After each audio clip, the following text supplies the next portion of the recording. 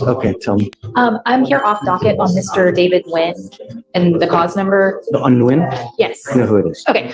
There's the cause number if the state needs it. I've spoken with the people at the Harris Health Center. If you'll recall, he's doing mental health PTI. We're just having difficulty getting him assigned a caseworker. I've spoken with them. They said that he is in their process to be assigned. It's just their internal process that they go through. We have not been assigned one yet. Last time he had court, you signed an order to have him evaluated for competency. That has still not been scheduled. So what I'm going to do now is I'm going to subpoena duces, tecum everyone from the Harris Center to come here in a week to explain to me why we can't get this done where we can do it with everybody else. It's unacceptable that it's now 200. Okay, Whoa, did you catch that? The judge is absolutely fed up. This isn't just a delay, it's a system-wide failure. Court orders phone calls and still no action. The question is, at what point does a delay become negligence? Yeah. He's doing what he's supposed to, which is I can't. I'm sick of it. And they're dropping the ball here. They just don't care. And I'm tired of it. So I'm going to subpoena everybody from them to come here and explain why they can't get this thing done. Okay. And just from my own knowledge that I've received, the order for the competency eval that you signed last time, that's to see if he's competent to stand trial, not this. It's a more in-depth assessment than the. You already know the answer to that question. So. Okay. Is it new? You know? Okay. Well, it's just the competency evaluation. You asked me to put a motion in the order because one of Mr. Munier's clients did that and got an appointment fast. For an evaluation, and the evaluation. What are we trying to do? My position in the States is that Mr. Nguyen has something going on that led to this criminal trespass. He is receiving counseling in Louisiana. We just want to be sure that he's receiving all the help and services that he needs so that he doesn't come back. But the difference in the two evaluations is the competency evaluation is with the doctor to see if he's competent to stand trial.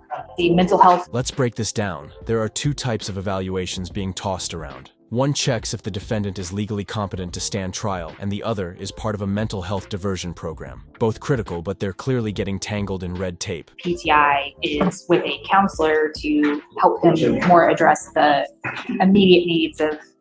Vel, I need you to do me a favor, please. So we have Anna's case, David Nguyen. He's doing a mental health PTI. The only thing that needed to happen for his case to get dismissed was to get an evaluation done at the Harris Center. For some reason, we've been going round and round, month after month after month, and they are incapable of making him an appointment to get the assessment done. I mean, we've literally given court orders. We've called over there and it's just not happening. So my next step, I think, is we should subpoena duces, tecum them to figure and to answer why we can't get an appointment done and why we can't. Can we do it that way? Yeah, I'll make that appointment. Well, see if you can get that done. If you can, yeah, as quick as we can. Yeah, I'll try to get it today. Okay. Okay. Thank you, Judge. Okay. Good morning, Dane Mireles. What are we doing with Mr. Mireles? A 2-year, I think, deferred with TRAS, with the conditions on TRAS. Okay, he's not done. He's already done the TRAS, It's right? right here. So we have, and what are the conditions? The conditions are, the theft, the criminal trespass, y'all will dismiss it. So does this mean he's just going to get out today? Is that what it means? This is raw. Mendez is pleading for a second chance, talking about homelessness counseling and jobs, and yet you can almost feel the weight of the judge's skepticism. Can you blame him? Let's talk. How do we balance empathy with accountability? He's not going to do anything. Yes, sir, I will. I don't believe you, Mr. Mireles. I promise. I mean, if I revoke, then I have to have you back. I have no choice. This is like get it together or not, and I'm going to get it together. I promise. Promise. Because I can't come back here and I can't keep doing this anymore. How many times have you told this to me, Mr. Mireles?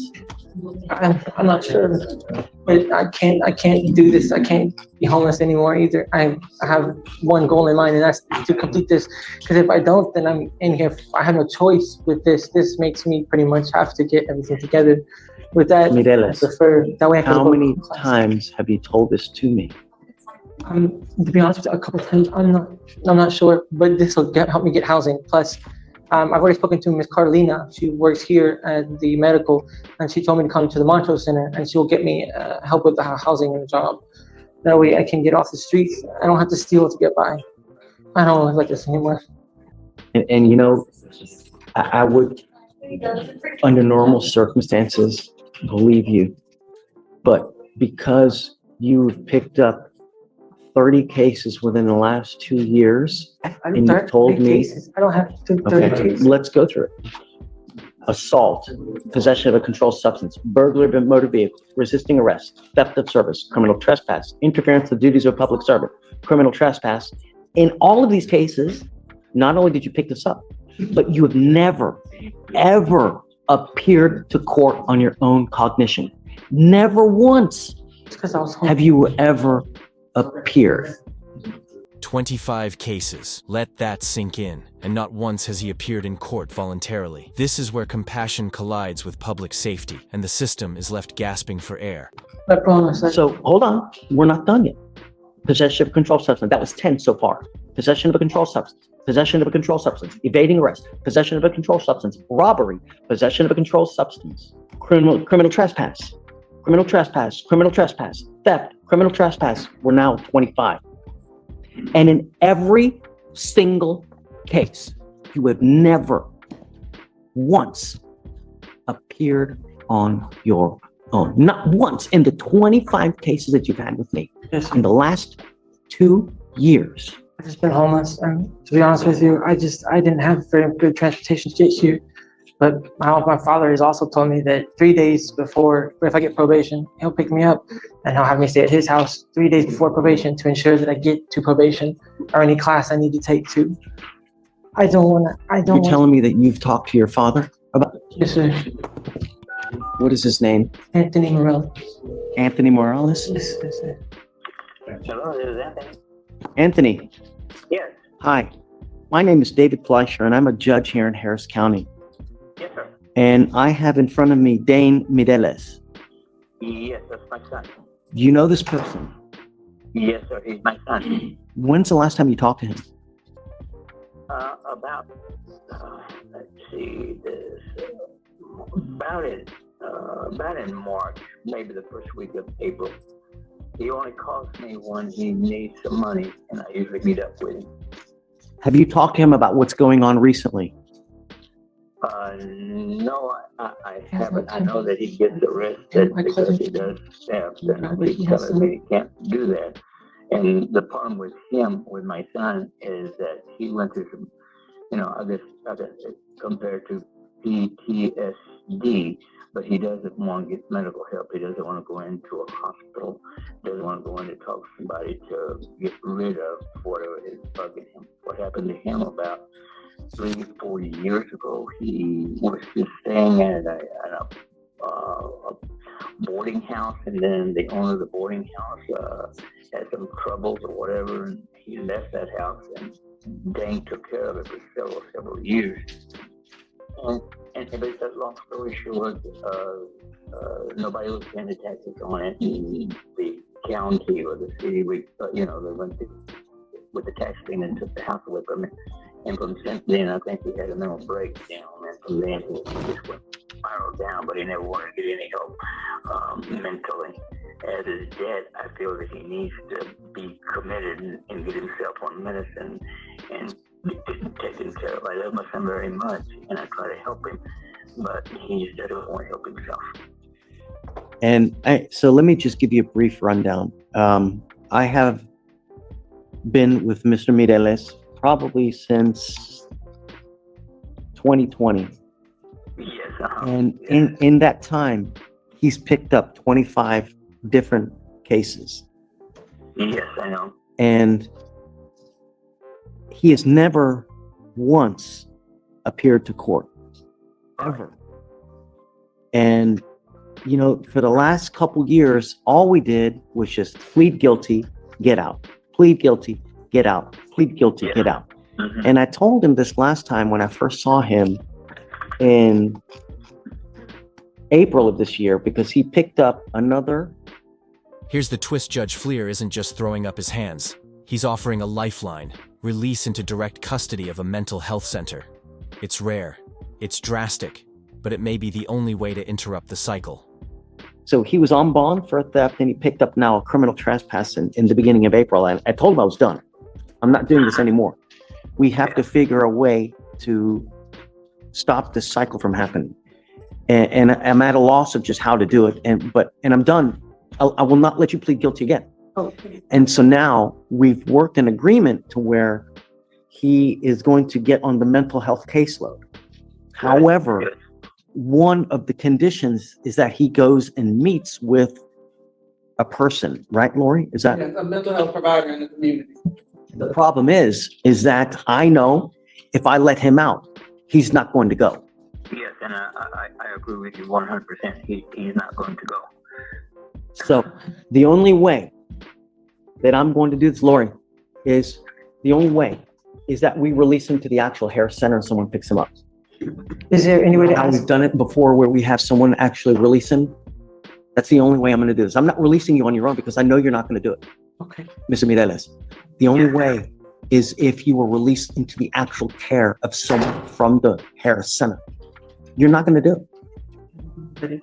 We can figure out how to do that. So we've done it before and we will do it. But I'm going to tell you now, I'm done.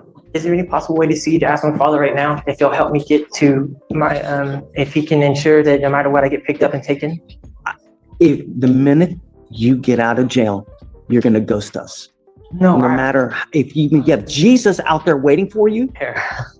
I swear I wouldn't, because I do want this off my record. That's why it's a deferred. That way I can get off my record. I would do anything. And if my father could help, like if he would agree to help me get a ride there every time to be there where I need to be, there would be no doubt that I would, because my father would know where to pick me up. And even like the day before, they might let me stay there. Is there any way to possibly ask my father if he could help with that? Mr. I know. Anthony, the only way I'm going to do it, and like I told Lori, I know her well. She's the lawyer that I've appointed to Mr. Mireles here, that we're going to try to work it to where he's released to the actual custody of the Harris Center, which is a mental health rehabilitation center, to try to get and work through these issues. And I'm sorry, Lori, I know that you're frustrated. You know. I'm just wanting that's not. Yeah, tell me. I don't know. Yes, I agree with you. Dane is not going to do. His sister who lives in Dallas, when this happened, obviously he wants to try to go up there and stay with her for a couple of, he didn't in the last 2 months. She took him in, was going to take him in her house, and all she asked was if he get him a little job. He never did get him a job, and just running around all over there. So finally she just brought him back and said, I can't take care of him. He just doesn't want to, he doesn't want to accept that he needs help. And I agree 100% with you. If you put him out on the street, he'll be calling me tomorrow. I had to leave her house. And I'll go He take doesn't it to him, and I'll talk to him, and he'll promise me everything, but he never does. He doesn't call me again until he can't go out and steal or do whatever, and he really needs. I used to give him a lot of money, but now I'm giving him $25 because I can't trust. He's to the point that he doesn't want to go get help. He doesn't want to help anybody's help. So my wife and I both agree something has to happen, and put him in a place that he has to stay there until he gets on medicine, gets to be able to take himself and begin to take care of himself. Then he's welcome to come back home until he gets back on his feet. But right now we can't, because he's going to steal from us. I'm 80 years old. My wife is going to retire next year. I can't take that burden if he doesn't want to help himself. I love him to death, but I can't. It's okay. Look, you and I are on the same team, and Yes, sir. I'm in court number 5, so you can always try to reach out to me if you ever need anything. Okay. We're not going to go through with this today because I want to make sure that you're put in the hands of someone, not yourself. So I promise. I can promise you. this way and that way are your promises. Whoop, whoop, But whoop, whoop. can I still get this deferred? Like, Stop. Yes, yes, No, but yes, absolutely. you need to be quiet. Mr. Mireles, as well. Dane, I want to help you. I do. But leaving it to yourself is not going to work. You know what I mean? It just, Sir, I would make it. I have no choice. yeah. You fool me once, shame on you. Fool me 25 times, shame on me. Okay, thanks. Understand.